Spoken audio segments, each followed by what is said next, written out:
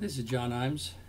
I wanted to spend a few minutes going over something that I feel is a major misunderstanding that many people have who treat musculoskeletal pain, particularly in the region known as suboccipitally. You know, so many techniques are available for use to release tension in the suboccipital region. And here I've got a little skull to show you where we're talking about. This is the suboccipital region we're talking about here. Now, what's important about this aspect of the skull is that although the suboccipital muscles attach there, the 4 suboccipital muscles, there are other muscles attaching that overlie that group of muscles. And I wonder if you know what that muscle is. It's the upper trapezius.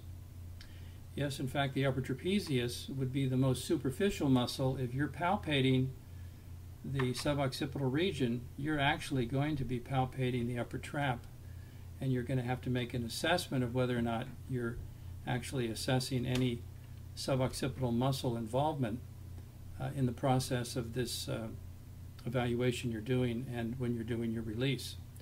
I would suggest to you that the upper trapezius may have as much, if not more, problem in terms of muscle activity, muscle tension, trigger points, whatever you want to call them, as do the suboccipital muscles, which are called the rectus capitis posterior minor and major, and the superior and inferior oblique muscles.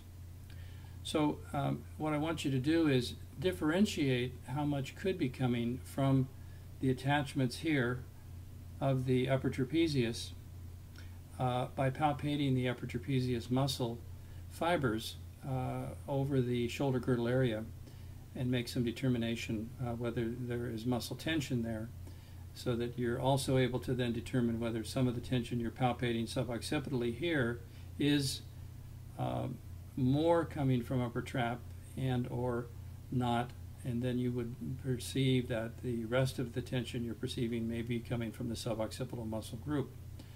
Now, one other thing I want to add to this, so that you really are thinking in terms of what happens when you're assessing the patient, is to realize a little bit lateral to the attachment here of the suboccipital muscles and the upper trap is a very important muscle that's very often involved, and it's called the Splinius Capitis.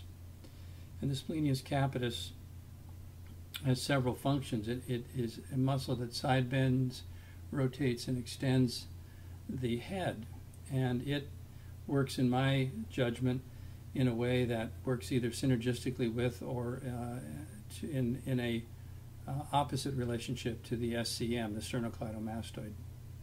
So also when you're palpating suboccipitally, what I'm suggesting is you come a little bit lateral here to where the attachment would be of the upper trap, the insertion of the upper trap, and also the suboccipital muscles, and palpate a little bit laterally. Look at an atlas of anatomy so that you really understand what you're looking at and what you're palpating, and then you'll have a better feel for what's going on in the suboccipital region. Now, one of the other points that I wanted to make that's oftentimes not explained and not recognized is I want you to appreciate when you're palpating the suboccipital region and then you move up the skull into the occipital bone area, this whole area in the occipital bone, notice how much tenderness there is that patients have suboccipitally and as you move into the occipital bone area. The scalp of the occipital bone area here is extremely tender, particularly on the right side more than the left. You'll see this pattern more often on the right than the left. And this would give you an appreciation that this is not just suboccipital issue of involvement, but rather that this spreads literally up into the scalp, and patients are going to say to you, oh, this is tender, even up into the occipital region, sometimes extending up even further up in the skull into the temporal region as well. But for certain, start palpating and appreciating the right versus the left of the occipital bone as you move up from the suboccipital muscles. And I think you're going to be impressed that there's more there than what you thought was there. In fact, whatever technique you're using, whether you're using my Primal Reflex Release technique, PRRT, or some other approach, In order to know that you've really resolved the problem, I want you to go back and repalpate, not just suboccipitally, but recheck the occipital bone and see if there's tenderness there compared to what there was before you started. Look forward to hearing back from you to see how this worked out in terms of your assessment and treatment, and I'll be sharing with you many more insights that I've gathered in the over 4 decades of practice that I've had. So I look forward to hearing back from you. Let me know how this works out. Thanks very much.